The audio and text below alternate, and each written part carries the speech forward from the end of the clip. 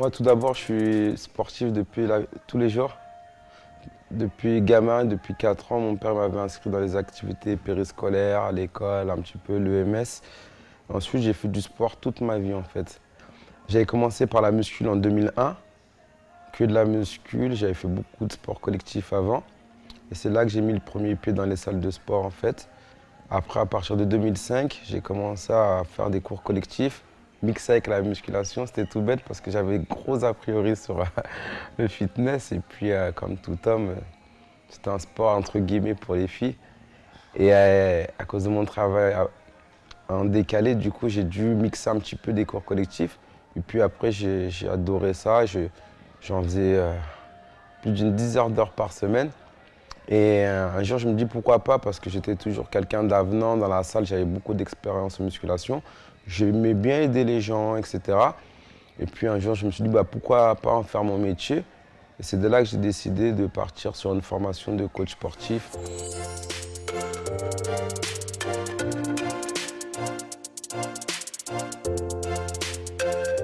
À Aqualoft, je suis tombé par hasard dessus, je ne connaissais pas du tout la salle. Moi, j'étais plutôt côté parisien.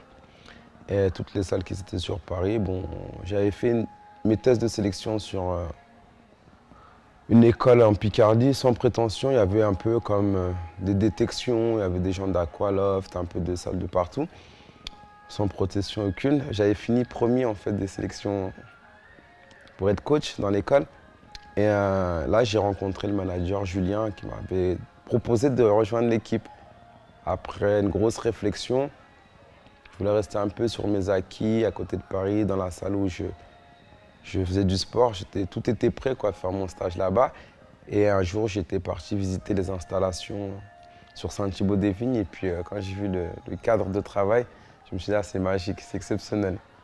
Et voilà, je me plais bien et je fais ça par pure passion en fait. Je ne sais même pas si je suis au travail ou je suis au boulot en fait.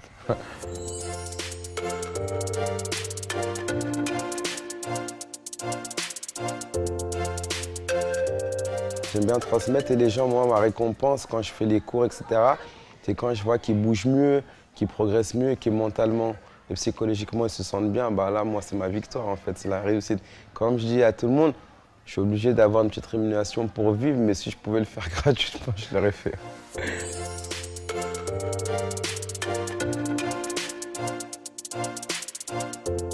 En général, qu'est-ce qui me fera arrêter ça? J'ai pas de. Moi, je suis quelqu'un, dès que je transmets plus, si je vois que je me force à venir à reculons, j'arrête tout de suite. C'est ça ma force. C'est-à-dire que je ne pourrais pas me forcer.